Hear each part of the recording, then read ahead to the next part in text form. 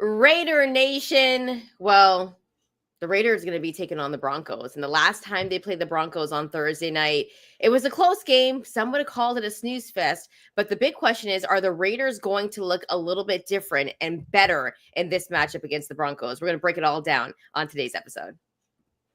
Raider Nation, Professor Kennedy here. Yeah, we got the Donkeys coming to town, and I'm hoping that we can kick some ass. No pun intended. We'll see how the Raiders do. We'll talk about it on the Squad Show coming up next. So to get it done, somebody has got to do something, right? Who is that someone or somebody's? We'll talk about it on the Raider Squad Show. Let's get it. Raider Nation, it's time. This is the Raiders Squad. Everything Las Vegas Raiders every week. Covering all the big hits and game-changing plays from the Death Star in the desert. The way only the Locked On Podcast Network can. Commitment to excellence starts here. The Raiders Squad Show starts now. Hey, what's up, Raider Nation? Remember, if you like the content and you're watching this on YouTube, make sure to hit that like and subscribe button. If you're listening to this on the audio side, we do appreciate you. Remember, you can also leave a rate and review. Give us a 5-star. And I always say this because Q and Linc are on the show. So why wouldn't you not give us a 5-star? Also, just a heads up, the Locked On Network is the #1 sports podcasting network. So we do appreciate you. We also do appreciate you making Locked On Raiders or the Squad Show your first listen of the day. You continue to support the show despite the fact of the Raiders being, 2-10. You show up every week and support the show. And we do appreciate you because not only does that help the channel grow, but it helps the show grow. And without you, Raider Nation, none of this is possible. So thank you so much for rocking out with us. Before we get into everything, I do want to quickly mention our sponsors for today. Today's episode is brought to you and sponsored by PrizePicks. Download the PrizePicks app today and use code LOCKEDONNFL to get $50 in lineups after you play your first $5 lineup. And lots to get into in that final segment, as we normally do. Q and Linc are going to be answering some of your questions, taking some of your comments. So if you're watching this on YouTube, make sure to drop them in the chat. If you're watching this later or listening to it, you can always drop some comments. And by the way, you can always also hit us up on social media. You'll see in the description below, also if you're watching on YouTube, the screen, the way that you can connect with us. But lots to get into. We're going to do our do something segment because someone needs to do something, guys, especially when it comes to the Raiders. And there's a big list, but we're going to get into that. We're also going to be breaking down, obviously, the Raiders and Broncos. The Raiders fell to the Broncos 10-7 last time, Thursday Night Football. That was in October. And that was not the best game, but it was a close game. We're going to break it all down and see if, maybe the Raiders can get some keys to victory to win this one. Before we do all of that, though, we got to get into some news and, of course, injury updates. But I think the biggest news, and we have to talk about this, was the fact that the Steelers and Mike Tomlin might part ways. And this is huge news because we know the cachet that Mike Tomlin brings. And I would say it's different from Pete Carroll, to be honest with you. I think it's a total different vibe. I think they're total different coaches. But my question to both of you is, if Mike Tomlin is available, if you're Mark Davis and say Pete Carroll is out of the picture, we don't know if he will be, though. That's the big thing. But let's just play devil's advocate here. So let's say Pete Carroll is gone. Would you go and would you chase Mike Tomlin? We'll go with you first, Linc. Well, here's the thing. First of all, you can't put the carriage in front of the horse. So you have to see if Pete Carroll's not going to be here and if you're going to fire him, which I am against. I'm tired of firing coaches. If you keep letting coaches go, new coaches are going to come in with their same with their output and change this team around. And we have not had any consistency. So the last thing I want to do is do it again, in spite of the results that we see right now. So with that being said, that's part one. Part two, I believe Tomlin was a special teams coach back in his day, right, Q? I want to say special teams and DB's coach. I'm trying to remember. I'm just most notably know him as a special teams coach or having history with special teams. Him and Harbaugh. Staff in Tampa Bay, yeah, right? Yeah, yep. Exactly. That's what I was thinking of, trying to go back that far. There's no doubt in my mind that Tomlin and the Steelers, they built a good program, Super Bowl winning program. They've had their share of success. Most notably, they've been in the playoff, I think, every year that Tomlin's coaching. So that's something in itself. Even though you don't go far, you still find a way to make it to the playoffs. With that being said, I've heard the rumors about the Steelers ready to part ways and do something with them. And that's not an organization that normally makes quick changes. So this is something that's been, if it's going to happen, it's been a long time in the work. The short end of your story is I would like to have somebody talented like that on this coaching staff. However, we already are in a place where we don't know who's calling the shots. Right. The last person you want to do is bring in another, what seems to be an alpha male, and put him on your staff.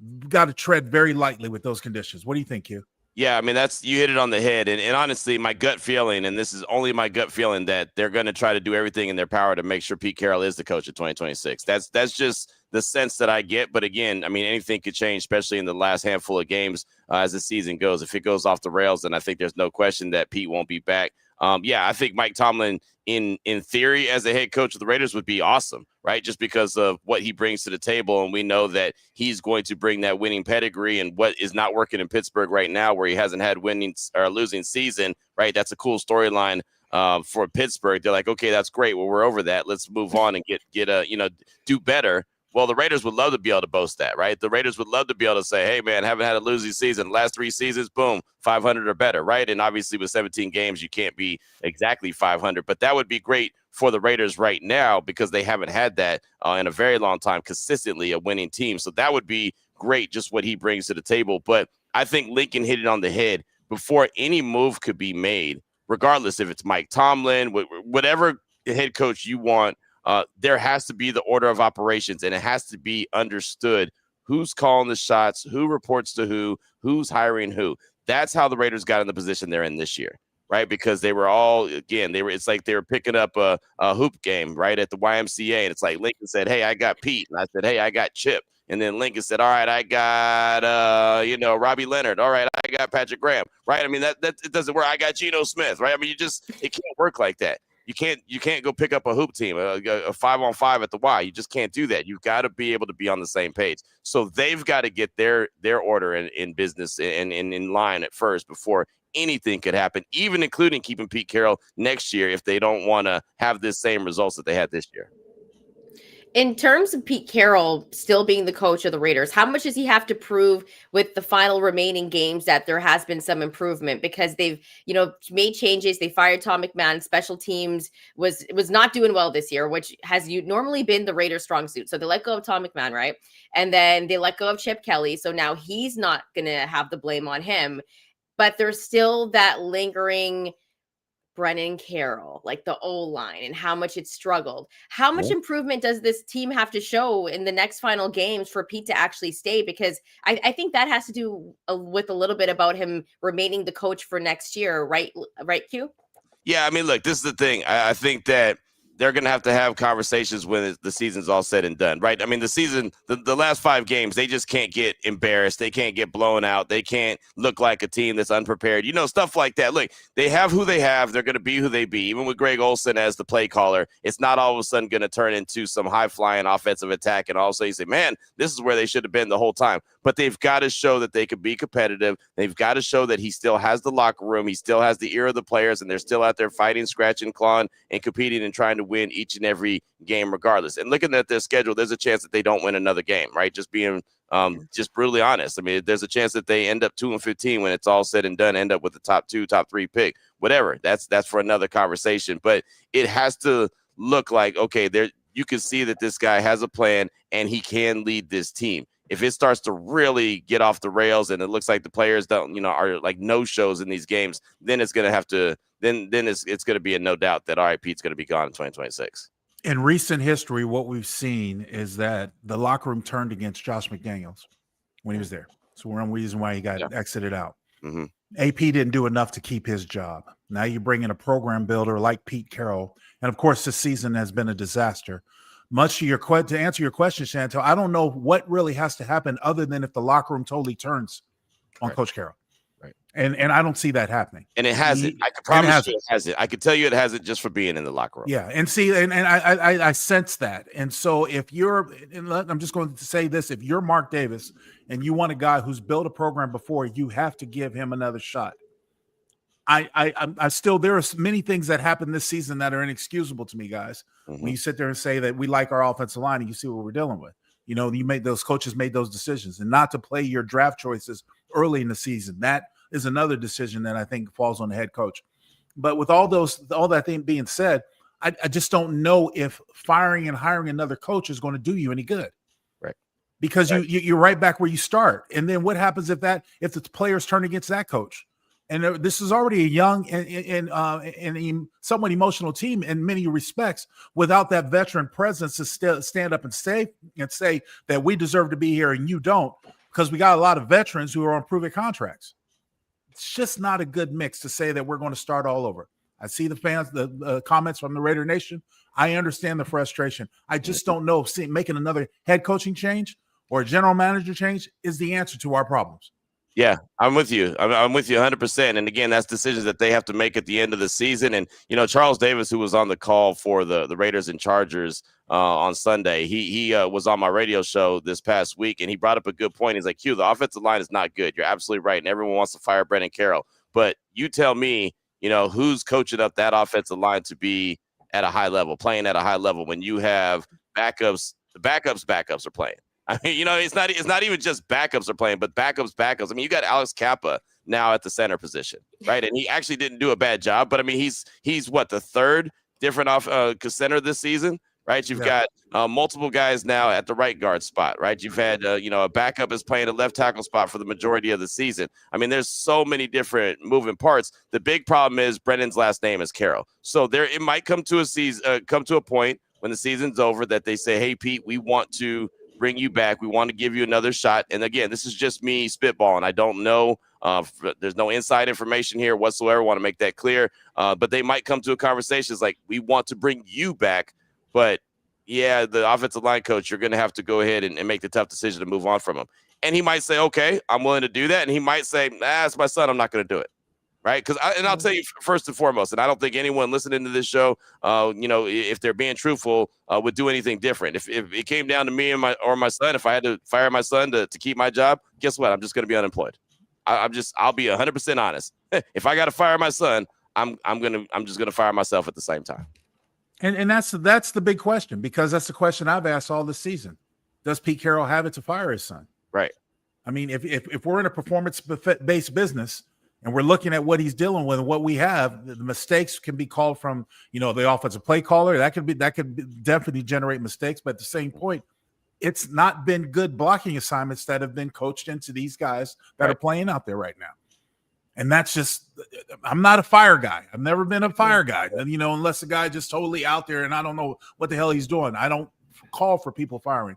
But I also know this, being a businessman, I don't hire family members. Bingo. Bingo. That's it right there, brother. I'm just calling it like I see it, brothers. Yep. Mm-hmm. That's how it usually turns out pretty bad. I will say this, though. I agree with keeping Pete for another year if you really are trying to build this program. He's been successful everywhere he's gone, but I don't think he's gotten this season to really have his staff under him.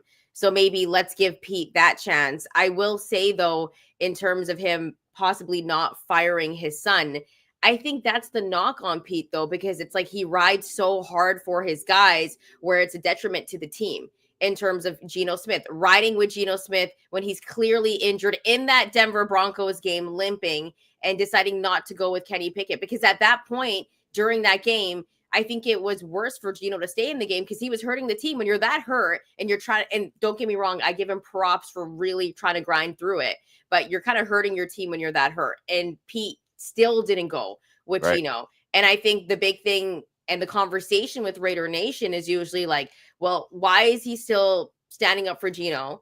Because, that's his quarterback, but going that hard for him, not making the switch.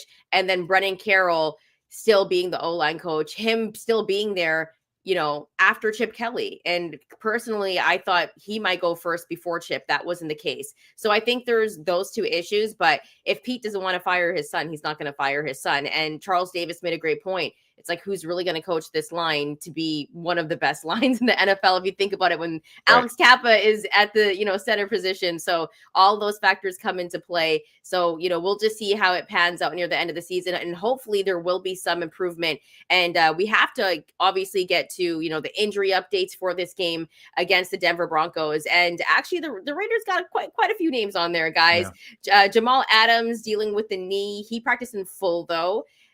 Max Crosby dealing with the knee. He was limited. Michael Mayer, ankle issue. He did not participate. So we might not see Michael Mayer in this one, but of course we'll continue to find out throughout the week. Also, Dylan Parham, his back, did not participate. Will Putnam, his shoulder, practiced in full. Geno Smith dealing with the foot injury, limited, and Dante Thornton dealing with a concussion, so he did not participate. As for the Denver Broncos, tight end Nate Atkins dealing with the knee, did not participate, and defensive tackle DJ Jones dealing with an ankle injury did not participate. The two names that kind of pop up to me for the Raiders, well, three, is Michael Mayer dealing with that ankle injury. Geno Smith as well was limited, and Dante Thornton a concussion. That means he could be out for quite some time. And for we keep on talking about how the rookies need to be on the field. Just your thoughts, Linc, on if Dante Thornton isn't able to go on Sunday. Well, you can't go.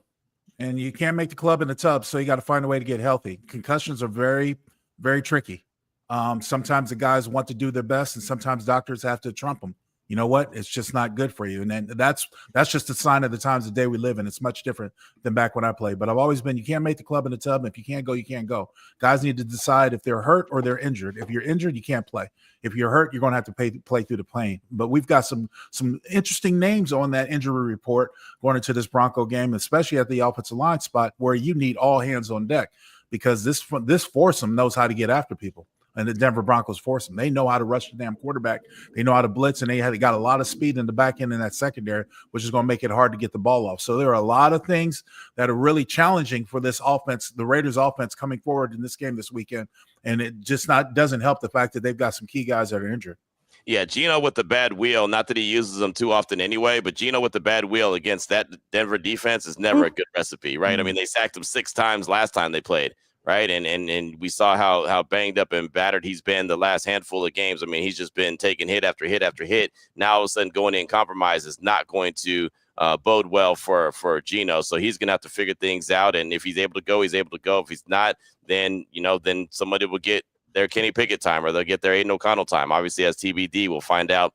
Injury report comes out later today. That gets one tomorrow as well. And then we'll find out 90 minutes before kickoff who's going to be inactive. I remember Dante Thornton Jr. getting hit pretty hard in that game on Sunday versus the Chargers. And I can't remember if they went immediately to break or whatever on the broadcast, because I thought, man, that's one of those hospital balls. Like, that was a hit that you're like, man, I hope he's okay. And I don't remember even seeing him getting up and walking off the field or whatever. But when I saw him pop up on the injury report with a concussion, wasn't surprised at all. And so, of course, you can't do anything with that except for try to pass the concussion protocol.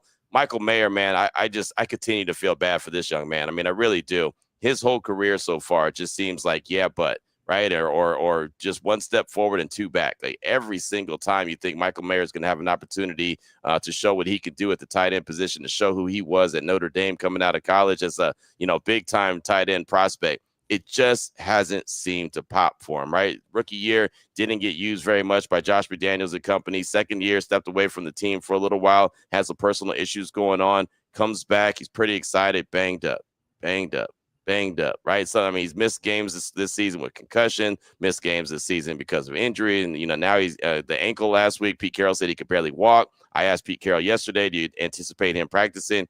I don't know. We'll have to wait and see. And then obviously Chantel, like you mentioned, he didn't participate on yesterday. So would not be shocked at all if we see or don't see Big Mike coming up on Sunday versus the Broncos. And it really is a shame. I mean, he's overshadowed by the legendary Brock Bowers. There's no doubt about that. There's only one football, so there's only so many times that you can, get him the ball and get him a complete. And especially when you talk about the limited amount of offense this team has had this season, plays and games, it's really, really difficult to see what the future looks for Michael Mayer. Yeah, and I really thought it would be a breakout season for Michael Mayer, but when you have all of those injuries, it's a little bit tough. And then you got Brock Bowers as well. But when we talk about 12 personnel, 13th personnel, I was like, Michael Mayer might ball out this year. So hopefully we'll be able to see him on the field, and Dante Thornton Jr., because we know how badly he wants to win, and when he's dropping those balls or he's being targeted, and we want to see the rookies obviously do well, and we want to see them get a lot of burn as well. So we'll be keeping our eye on both of those stories. Coming up on the other side, we're going to be breaking down the Raiders and Broncos. Q said it. The Broncos had 6 sacks in that game. So will this defense once again have a successful night against the Raiders, or will it be another close divisional battle? We'll get into that on the other side. Keep it locked here on the Locked On Network. You're listening or watching the Raiders Squad Show.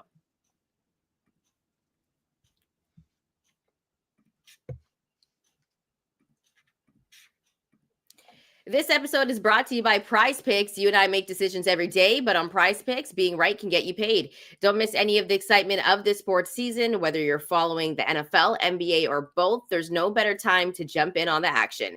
If you haven't tried it yet, PrizePicks is the simplest way to play. Just pick more or less on at least 2 player stats, and if you get them right, you win. It takes less than 60 seconds to make your lineup, and you can play anywhere PrizePicks operates. That includes California, Texas, and Georgia. The great thing about PrizePicks that I love is the fact that there's a bunch of promos every week. So coming up tomorrow, there's going to be a Flex Friday where it's like a 40% payout boost, which is a great time to bet. So definitely take advantage of that. Download the PrizePicks app today and use code LOCKEDONNFL to get $50 in lineups after you play your first $5 lineup. That's code LOCKEDONNFL for $50 in lineups after your first $5 lineup. PrizePicks, it's good to be right.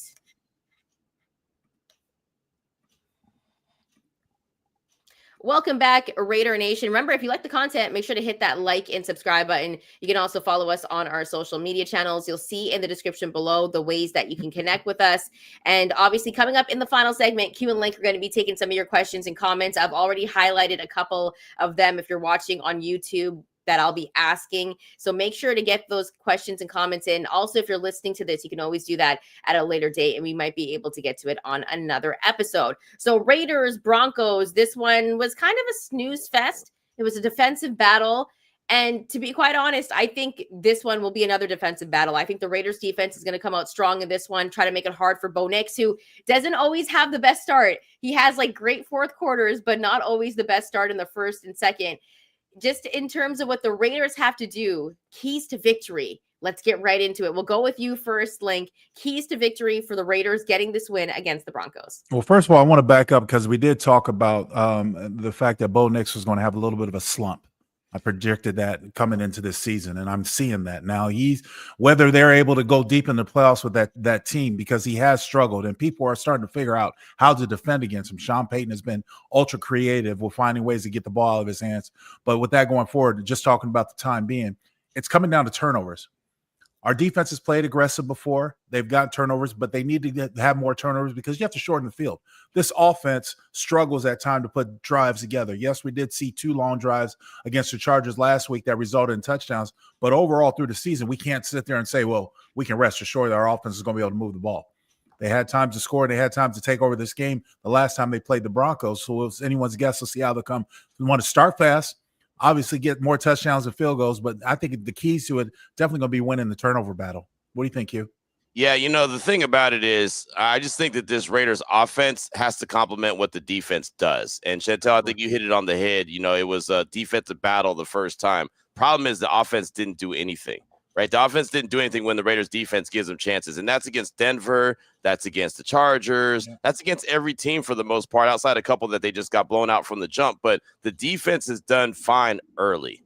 The problem is they can't sustain it throughout the course of the game because they're not getting any time to rest. They're not, they're on the field. But the Chargers had the ball, I think, 35 minutes on Sunday? Like that's not going to work. So they get the ball back. They'll create a turnover. I mean, Caillou Blue Kelly comes up with a huge interception to take points off the board, keep points off the board, for the Chargers, and the Raiders can't do anything with it, right? They stop them in the red zone, going in again, on 4th down to get the ball back. The Raiders can't do anything with it. The Raiders had 2 good drives on Sunday. They have to be able to complement the defense. If the defense gives you an opportunity, which they're doing, and if A.J. Cole gives you an opportunity when he's flipping the field the way that we all know A.J. Cole can do, you've got to be able to get the ball back, which the defense has done, and the offense has to do something with it, right? I mean, that's one of the segments that we're going to be talking about. Do something. I'll tell you right now who's got to do something. That damn Raiders offense, right? When the defense gives you a chance, we'll do something with it, right? Don't just look at it, play with it, and think, oh, this is cool. No, man, go make something happen. Score some points.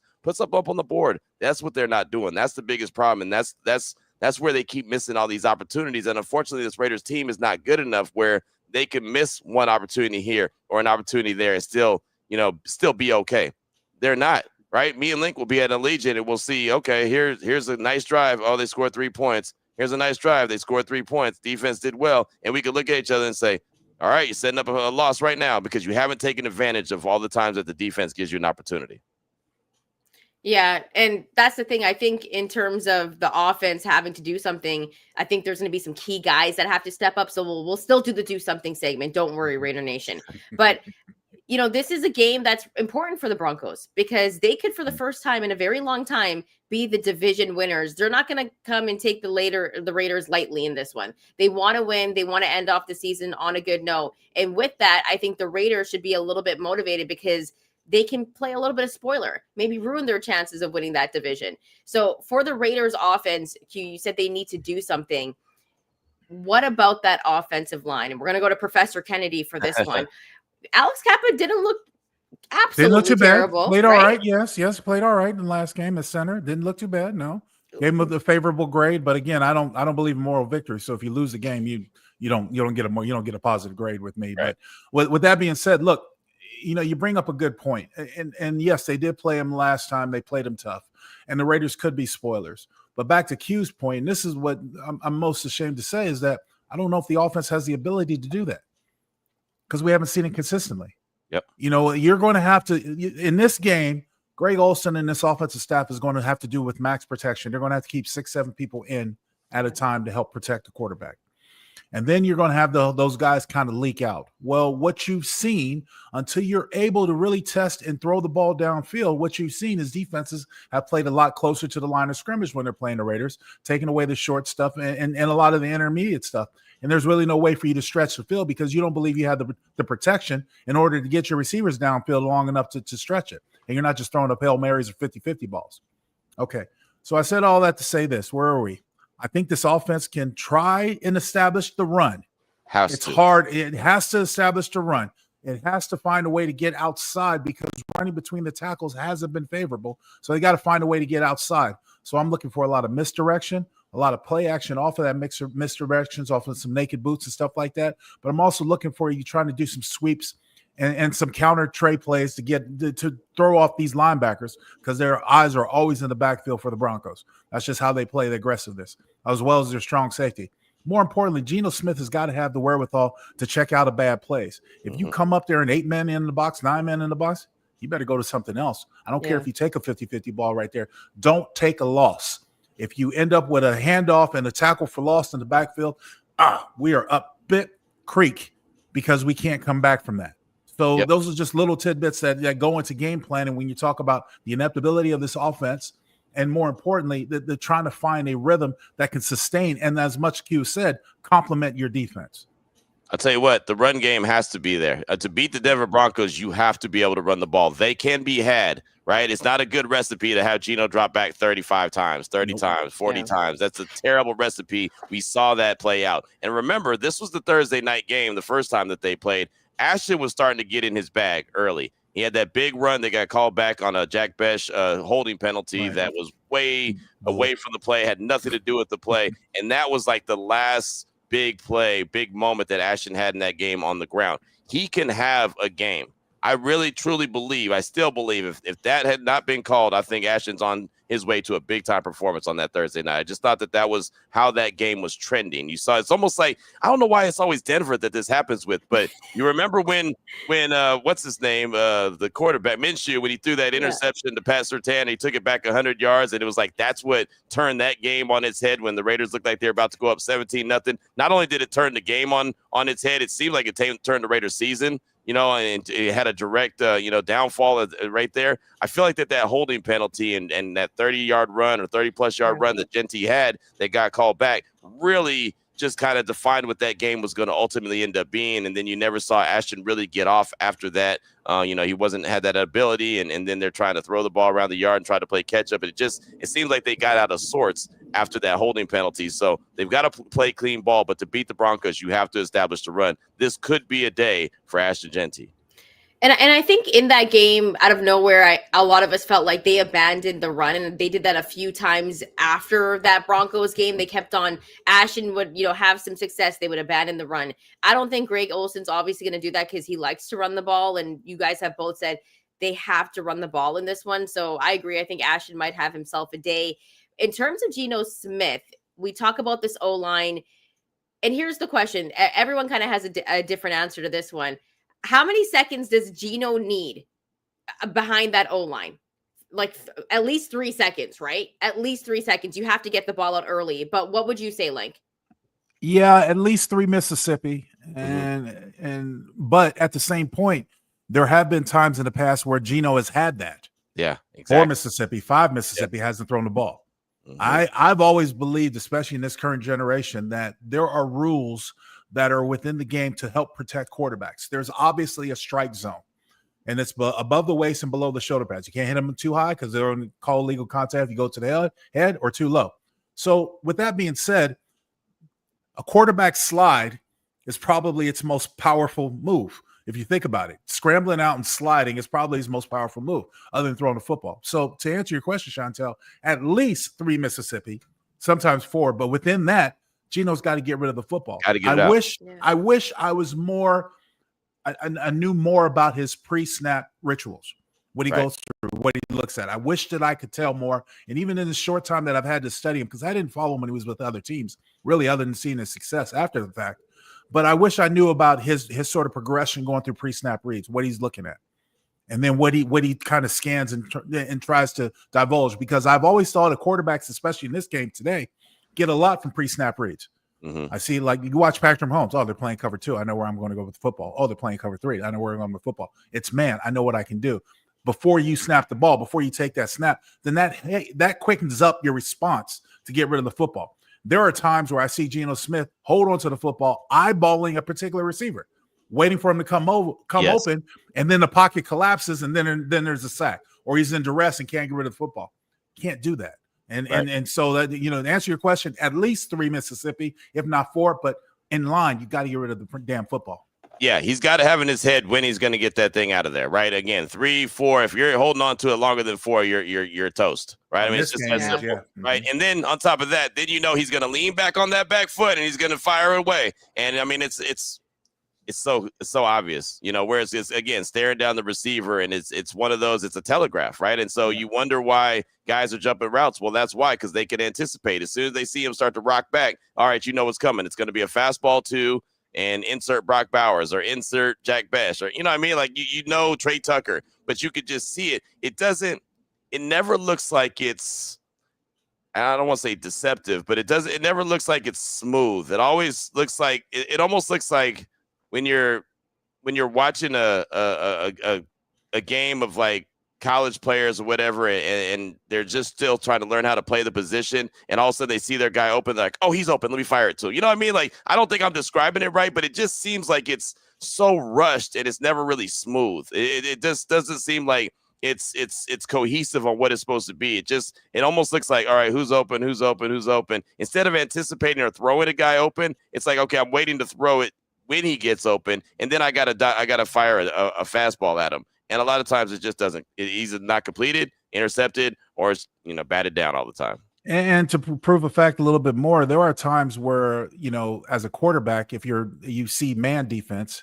and even if you have safeties high, you have to let the routes to develop, because if you're having man beater routes, they have to develop. You need time to do that. That's going to take at least 3 Mississippi, 4 Mississippi, and that type of thing.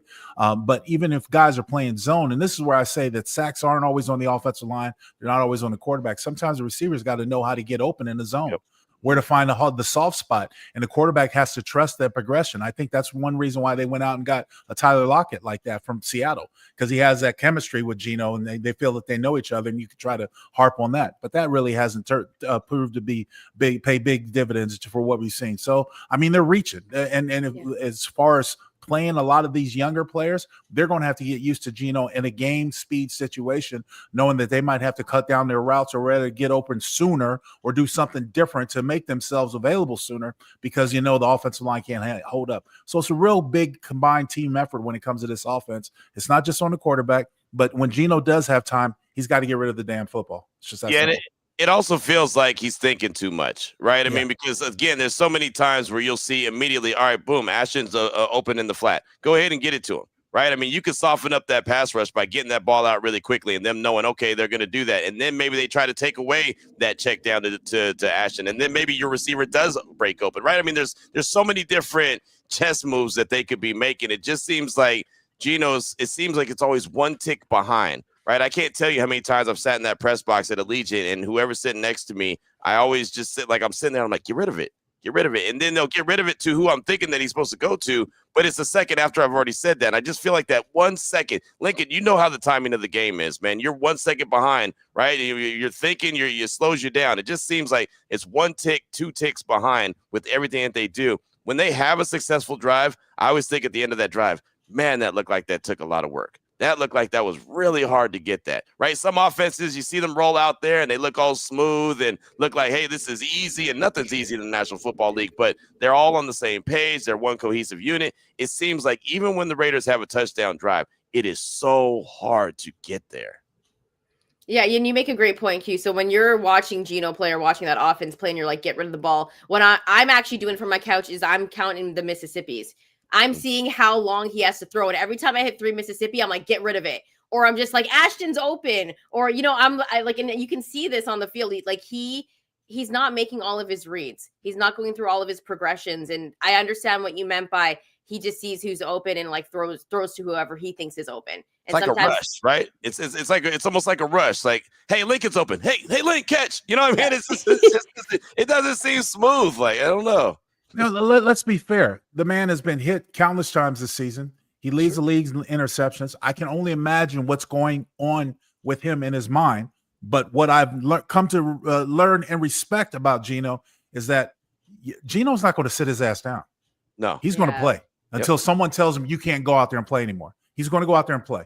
And he's going to do the job. I know he's not trying to throw to the other team, but I can only imagine the amount of duress that he's been under, the constant, focal point of all the media and everyone, the nation and everything else, leading the league in interceptions. I don't necessarily feel bad for him in the sense like that, but I can only imagine what's going through his mind every time he suits up and goes back out on that football field.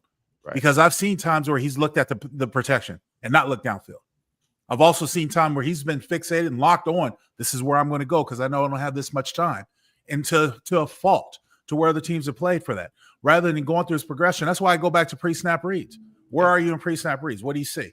If I could be in his head, hey, tell me what you see. What are you looking at and you see this look? So where do you think about going for the football? That helps speed up your internal mechanism when it comes to playing. Just like I did when I got down in the stance, first thing I would do is look at the hand of the guy I'm going to block. Look at his stance. Oh, is this a sprinter stance? Is this a tough 2-gap stance where he's going to try to stand me up? Look at that. Look at his hands, how much weight he has on his hands to gain what type of move I think he's going to do. Pre-snap reads. Everyone uses them. I just don't know what Geno's are. Yeah, and that's a great point about Geno is that he's never going to give up until somebody tells him that he can't be on the field. He's taken a lot of hits. My question to both of you is, how much do you think those hits have impacted his accuracy? Because he's trying to get the ball out quicker. I think he panics a little bit at times when that pocket is collapsing. One thing that we've always heard is how accurate Geno is, but he hasn't been accurate. We've seen a lot of overthrown balls with guys that, are wide open. Q, do you think it's affected his accuracy? For sure. I think that I think he sees a guy that's open, and Trey Tucker seems like he's been that guy a few times, even starting, I want to say that Browns game, he had Trey Tucker wide open, looked like it could have been a huge play, potentially even a touchdown. And he just overthrows him. I think he sees some daylight. He sees an open receiver, and then he sees a somewhat of a clean pocket. He's like, this ain't going to last long, and kind of rushes it. Again, it's not trusting his play. I mean, it's too much thinking. Thinking will make you do weird things, right? Thinking will make your game slow down. It will make you not play at the level that you want to play at, right? If you go out there and just play, right? I mean, Lincoln didn't stand on the offensive line, get in his stance, and then have to do a whole bunch of thinking about, okay, well, this, that, the other. Lincoln's like, all right, I know exactly what I'm doing, and trusted his play and his instincts. And okay, this is what I'm going to go do. And, if he sit there and thought about it, that edge rusher is going to get past him too quickly, right? I mean, again, I say it all the time, a thinking man is a slow man. It's reality. And it just seems like that there's a lot of thinking and overthinking going on with this Raiders offense. It's not just Geno. Let's get it to straight. It's not just Geno, but there's a lot of thinking going on there. And I feel like that's why you see guys slowing down as opposed to just going out there and playing free. I've noticed it most in the Cleveland game where Geno was throwing to a point, not necessarily throwing to an open man or to get him open. He was throwing to a point. And then you could see his accuracy there. But I honestly believe that the amount of hits and the fact that the protection has broke down has played on him. He's been thinking a lot more than he should. Yep. And this should be a game where you just react and you just trust your instinct. And that's why I said he's never going to pull himself. He's never going to stop playing until someone stops him. And more importantly, when he goes out there, he feels the pressure of what the quarterback position garners in this game. It's important. You got to do your job. You got to do your job at the highest of your ability. More times than not, you got to be better than the other quarterback on the other side of football. You don't have any control over what he does, but at the same point, you have control over what you do. And Tim Brown hit the nail on the head earlier this year when I was talking to him at the Torch. He's got to throw it to the guys in our jerseys and not the other jerseys. Mm-hmm. Yeah, it's that simple. Sometimes being simple is the best way to keep things. Who's going to be the X factor in this game? A guy that will maybe make a play to kind of switch the momentum or change the energy. Who would you pick to be the X factor in this game? We'll go with you first, Q. I'm just gonna go with Genty, just because I think he just has to be. I mean, that's not really a good answer, because I mean he's not really an X factor. He's got to be a factor, right? I mean, it's to beat the Denver Broncos, you have to have a run game. You have to be able to establish a run. You're not going to be able to play 7-on-7 and just try to throw the ball around the yard and think you're going to beat them. They're going to get you with their pass rush. They're going to take the ball away. They're going to do something that's going to hurt your team. You have to be able to run the rock. The Raiders showed in that first game against Denver they could run the ball early. You mentioned it. They got away with it. They got away from it. They can't do that regardless, right? And I think that's the difference you see between Greg Olsen and Chip Kelly. I don't think you're going to see massive changes. You can't. I mean, it is what it is. But what you did see against the Chargers is they had a commitment to at least trying to run, even when they had a negative run here, a negative run there. They didn't just get discouraged and go away from it. They kept trying to feed Ashton, and you're going to have to do that, especially with a guy like him who's a volume back. He's one of those guys that the more touches he gets, the better things are going to happen. And again, you could also feed him the rock out of the backfield, and you get him in space, he can make some plays happen. I just think that Ashton Genty has to have a big game if the Raiders are going to have any chance to win this game. I'm going to go on the defensive side, and I'm going to go Jeremy Chin has to have a big game.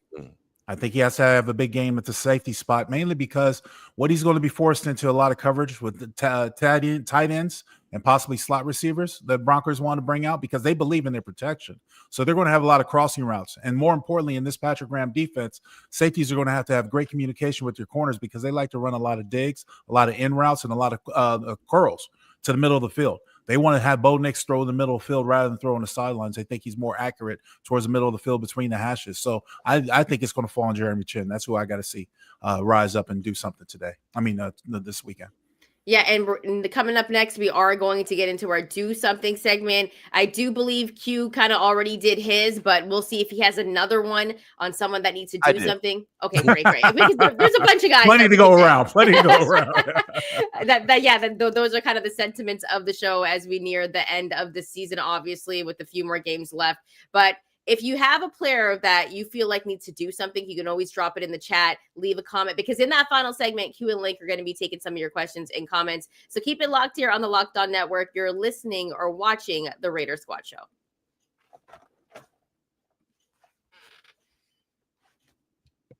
Welcome back, Raider Nation. If you like the content, remember to hit that like and subscribe button if you're watching on YouTube. Also, if you're on the audio side, give us a 5-star, leave a rate and review. That also helps the channel grow. Do something. There's a lot of guys on this Raiders team that needs to do something, but who really needs to do something against the Broncos this Sunday? We'll go with you first, Linc, because you're chilling and you're just chilled out. So you probably already have your answer. You know what I mean? You already know where I'm going to go. It's going to go back to this offensive line. They need to do something. Look, they're going to have max protection. They're going to keep 6-7 guys in to protect other than the 5 offensive linemen. But they're also going to have those guys leak out after a while. So those chippers aren't going to stay in the backfield and help up for long. I need this offensive line to do something because I need to show that they're worthy of running the football behind. If the running game is a quarterback's best friend, you've got to run the football. If you're an offensive lineman, you definitely like going forward more than you like catching guys coming into your chest or coming into your backfield. So you much rather go out there. And with these guys, especially these outside linebackers / defensive ends Broncos have, I think you could push them around. I really do. I think you could push them around a little bit. Now, they're not going – I mean, they're all playing at a high all-pro level, so they're not going to give up a ton of space. But at the same point, you'll feel much better as an offensive lineman coming forward and hitting somebody in the mouth and making them, okay, all right, back up a little bit rather than sitting here catching these guys as they're running full speed into you, trying to make a pass move around you. So I'm going to the offensive line. I need to see them do something. I'm going to go to the defensive line. I'm going to single out Malcolm Kuntz. And I feel like he's getting healthier, right? I feel like it's been, since he came back from that torn ACL, it's kind of been slow treading for him. And we've seen him get a little bit more disruptive game in and game out. And, this is the time of year, really, unfortunately, where he took off in 2023, where he had his breakout, stretch of games under Antonio Pierce. I feel like he's gaining more confidence that he is actually healthy. So I would like to see him be that guy opposite of Max Crosby that can help be disruptive. Again, like Bo Nix, the thing about him in this game, he's going to get his read and he's going to decide immediately if he's going to his read or he's going to run. Right. I mean, they don't give up a whole lot of sacks when it comes to that Denver Broncos team. And a lot of it is because Bo Nix will take off. He'll take off immediately and get up out of there. Right. And sometimes I know the Bronco fans and I know, even people that cover the team says it gets frustrating because he doesn't allow. He's impatient. He doesn't allow a play to develop. So he'll take a quick scan. It's not there. Okay, he's going to take off to run. So this is a game where you're going to have to maintain your contain, right? So Max and Malcolm are going to have to be very disciplined. Tyree as well, when he's out there on the edge. But I think this is a game where Malcolm Kuntz's ability to be a fast edge rusher, right? I mean, he has that move where he can get around the corner pretty quickly. If he continues to develop his confidence that he's back 100% healthy, he could end up being a big time player. So I'd like to see him continue to do something. This is also why I spoke of Jeremy Chin earlier. I think in this defense and this weekend, he's going to have to come up a lot for run support and to help out, because the Broncos, when they see that sort of NASCAR package, which is the undersized defensive end / outside linebackers for the Raiders, Tyree Wilson, Malcolm Kuntz, as well as Max Crosby, they want to run the football, especially when they see Jamal Adams in there. And then that is Devin White. If you have, because Jamal Adams is built like linebacker, but he's not a true linebacker. So I think Jeremy Chin has to come down and support the run support. That's why he's got to be ultra communicative, but more importantly, he's got to be focused that he's going to have to help run support as well. Really quickly before we get into predictions, do you think we're also on the O-line going to see Caleb Rogers come in for some snaps and then get off the field? Like, they were kind of switching him on and off, and I don't know if that was the best in terms of, like, both of you always talk about continuity on the O-line. So I don't even know if that was the best move for them. Q, do you think we're going to see more of that this weekend? Unfortunately, I think that we are. That was something that I asked Pete Carroll about. I just, wanted to know if he anticipated a rotation at that right guard position like he had last week. And he said, well, we'll see. We'll find out based off what they do in practice. But I feel like that was a nice way of saying, yeah. Right. Yeah, they're going to continue with that rotation. I'm not a fan of that. I'd rather just Caleb Rogers get in there and do his thing. I think that they kind of have an idea of who Antonio Mafi is and bringing him up from the practice squad, elevating him on Saturday night before the game. I think they kind of already know. But I think Caleb Rogers, look, he was, and I'm, Pro Football Focus is not the end all be all for me. It's just kind of, sometimes confirms what I already believe. He only had 17 snaps against the Chargers, but he graded out really well. Right, he was probably the highest graded Raiders offensive lineman according to PFF. And again, it's just something to kind of compare and contrast what your own notes were. So I think that he should get that opportunity to go out there and just see what he is, see who he can be. I really feel like this in the offseason, this team is going to need at least 3 offensive linemen. Can he be one? Right? I mean, the only way to know if he could be one is to put him in there and let him be in the mix. And this is the Denver Broncos are no chumps, man. I mean, so if he can hold up pretty well, defensive tackle, right? Exactly. I'm saying if he can hold up in that kind of position against a team like that, that's a positive. That's something that you could take away from the season. Said this season was a fail. The season sucked, but you know what? That young man, he's going to be something. I have never been a fan of alternating offensive linemen if you didn't have to. You put them in there, you let them take their lumps, you get them going, they get into a game, they'll get into a rhythm, they'll get into a lather, and you keep that going. You sit down on the sidelines when your team is on defense, unless you're cheering on your defense, and you've got plenty of energy to do that. But I have never been a fan of switching offensive linemen. I never liked it. It just takes so much of that away from that continuity. Leave him in there. Let the kid play. He's going to take his lumps. He's going to get his minuses. But at the same point, you get to see what you have in him when he's out on the football field rather than sending him in for certain circumstances, certain times, certain drives. Because what happens if you go for one long drive and then you want to alternate your guard and you send him in and he only gets 3 plays? Do you send him back out? Are we grading like a preseason game? It doesn't work like that in the regular season, especially when you get into the rhythm of the game. So put him in there and leave him in there. Predictions. Are the Raiders going to get it done against the Broncos? Last game was pretty close. If a couple of things went differently, that game could have gone differently. So, Linc, you laughed. I'll let you think on it. Q, it feels like you're ready. It feels like you're ready. And I know Sorry, you hate these. I know you hate these. It's cool. I don't mind going first. I don't think that the Raiders are going to win. I really don't. I honestly don't believe that they're going to win another game this season. I hate to say it. I don't want to be, Debbie Downer. I don't want to be Mr. Negative. I'm not trying to be that guy. I just don't see it. I just think that they're not on that level. And I know those guys in the locker room talking to them even yesterday. They all want to win games. Like, they have no plans of caring about where the Raiders draft next year. And I know upstairs cares about where they draft, but those guys in the locker room don't. I would love to see them get a win for them, so they feel like that their hard work is rewarded. I just don't see it, especially knowing how much Denver is playing for. What they have on the line, what this game means. It feels like this is one Denver knows that they have to have, and they're going to find a way to get it done. I would sit in this chair if we come back Monday and say, or actually I'll be in Q's house. If we come back Monday, say Q Studios. Q Studios, the Raiders won. I would be happy as hell if the Raiders beat the Donkeys. Oh my gosh. I would not want to see this team go over in this division. And it's not necessarily looking that great from when you talk about the remaining games, but I would love to see them beat the Broncos. With that being said, and as much as it pains me to say this because I know it's not true, the Raiders are going to win 13-7. You know what? I'm not mad at that. It was the rock fight last time. It could easily be a rock fight again. Yeah. I'll say this. The Broncos are 7.5 point favorites. I'm going to take the Raiders to cover. Yeah, I would too. I would too. That's actually a smart bet. That's 7.5 points, in your crib is pretty disrespectful. So I would do that as well. I would take the 7.5, and I would also take an Ashton Genty touchdown.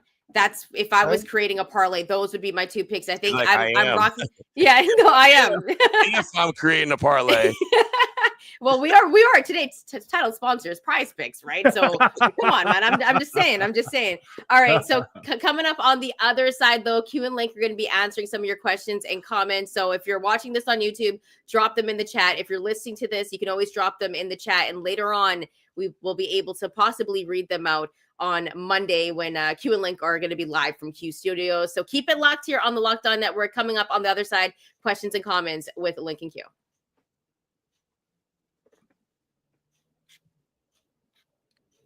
Welcome back, Raider Nation. If you like the content, hit that like and subscribe button. And remember, we do appreciate you if you've already hit that like and subscribe button, because you help and continue to help this channel grow, even though the Raiders only have 2 wins on the season. So thank you so much for rocking out with us. Let's get to some questions and comments. Well, one of them is from Lamar Louis 2093. Can Mr. Kennedy coach the O-line in the future? We need his common sense approach.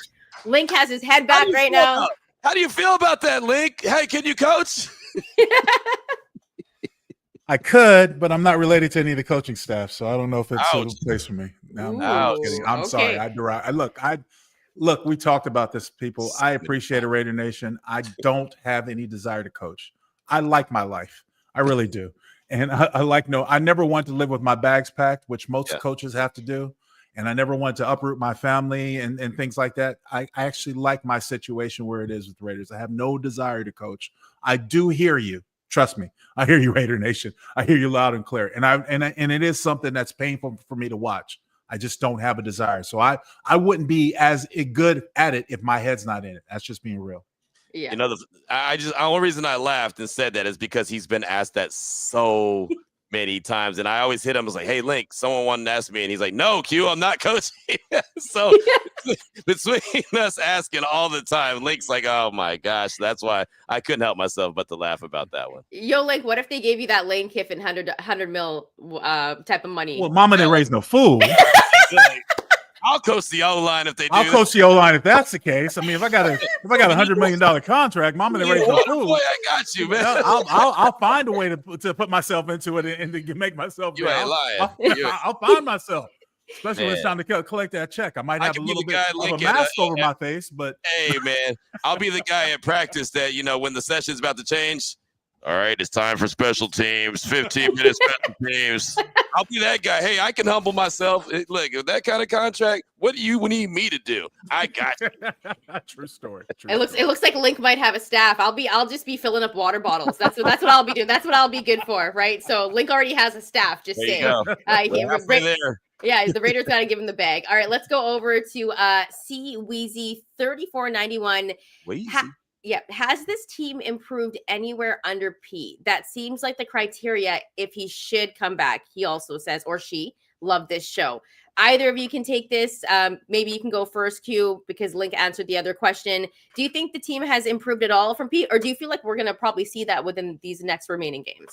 I think you kind of need to see that over these next remaining games. I think that that's part of the criteria to see Weezy. Shout out Weezy, Weezy F baby. But yeah, I mean, I think that's part of the criteria of him coming back. And I think that that's something that Mark Davis and the powers that be want to see, especially now that there is no scapegoat, right? You can't blame Tom McMahon. You can't blame Chip Kelly. Now all eyes on you. And I think that that's real, that, you know, he's got to show some kind of improvement. And again, it might not result necessarily in wins, but it's got to be the way that they play. That's why I said earlier at the beginning of the show, if they go out and they just get blown out, they look unprepared, right? There was a couple times, and I was a big Antonio Pierce, you know, supporter. I liked AP a lot, but there were some times that you would, you know, leave that game and thought, man, that team just didn't look like they were prepared. They didn't look like they were ready to go. That can't happen. That can't happen now that there's no one to point the finger. I mean, the Raiders already, and I say the Raiders, there's already been enough of the blame game gone on through the media. Well, Chip Kelly this, or no, Pete Carroll this. All right, now all the fingers have been pointed. Now it's show and tell time. You have to show that you can actually lead this organization, and that whatever you told the powers that be when you got hired can actually work. I think they're going to give him every opportunity to prove that, but he has to do exactly what Steve Weezy said, is that's got to be shown by the end of the season. Again, I don't believe in moral victories. So to answer your question, no, they haven't shown any improvement. Yeah, short and sweet. It looks like they in many ways, it looks like they've regressed. And these are decisions that fall upon the head coach. And like I said, I know why people are asking for him to be fired or wanting to be fired. I get it. But at the same point, when do you stop the bleeding, and how do you stop the bleeding? You have to find some level of stability to give somebody a chance to build a team. Now, I say that tongue in cheek because I use the comment on earlier shows that we've done. You know, you had since February to put this team together, and you're still not showing what you have because you're saying I'm doing everything I can to win, and you're getting blown out. Make that, please have that make sense to me. I can't put the pieces together for that to make sense to me. Well, and the other big issue, and we spent so much time talking about the offensive line. If you go back and look at the history of Pete Carroll in Seattle, I mean, it's never a time that he's ever had a great offensive line. Right. Never had, you know, so it's like, okay, if they go out and get some better pieces on the offensive line, are they going to use them correctly? Right. Are they, or are they, again, I'll go back to even the scouting combine in Indianapolis. When we asked them about the offensive line, I said, yeah, we kind of like what we saw last year. And we all kind of paused and was like, huh? You know, like, yeah. Are you sure?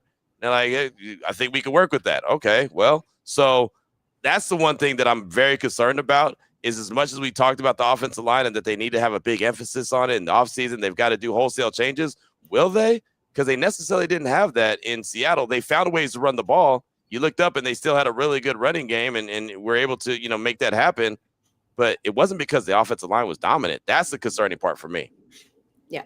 All right, let's get to the final question here. This one from Lewis Dixon, Wildcat Raider. If Pete stays, don't you think Mark should give SpyTech the official ability to make all decisions? We need a chain of command to be set. I think this goes back to not really knowing who makes the decisions. Linc, do you feel like a chain of command has to be set if Pete stays? Yes, absolutely. Who's making the decisions? Whether it's the head coach or the general manager or whomever, the owner, someone has got to take responsibility for the decisions being made, the hires as well as the fires. Mm-hmm. And look, this team is in a big evaluation period because they need to be evaluated across the board, every player, especially those that came in on those prove-it contracts. So yes, there needs to be a hierarchy created within this organization. I don't see it. I don't know where it is. I want to tip my hat to Mark Davis, but at the same point, when you hear those stories that you heard about, you know, Chip Kelly and Tom Brady, who are you supposed to believe? These things don't just leak out for a reason. I mean, for no reason at all. Right. Exactly. Yeah. There's no doubt about it. There's got to be a point guy. Right. I mean, there's got to be a point guy, and then everything goes after that. Right. The GM has to, you know, bring in the head coach. The head coach has to be able to hire his OC. His OC's got to be able to help. You know what I mean? It just flows like that. You can't, like I said earlier, man, you can't have Lincoln pick the head coach and then I pick the OC and then Lincoln hires the offensive coordinator as offensive line coach. Like, I mean, it just can't do that. It's got to be a chain of command, and the Raiders don't have that. And I thought that that's why this staff was being put together the way it was. I thought, man, this is going to provide some stability that the Raiders haven't had for a long time. And unfortunately, heading into week 14 of the NFL season, we realize this is everything but stable. Yeah. Yeah, and I actually have a really good question for you guys if the Raiders should make a move for a quarterback in the league, but we'll save that for the next episode. Ooh. Speaking of the next episode, that's going to be on Monday. Q and Linc will be live from Q Studios. We'll be breaking down the entire game. Q will not be wearing his Denver shirt that he usually wears. Apparently, you know what I mean? Wow. Someone's going to believe that. No. Someone's going to believe that.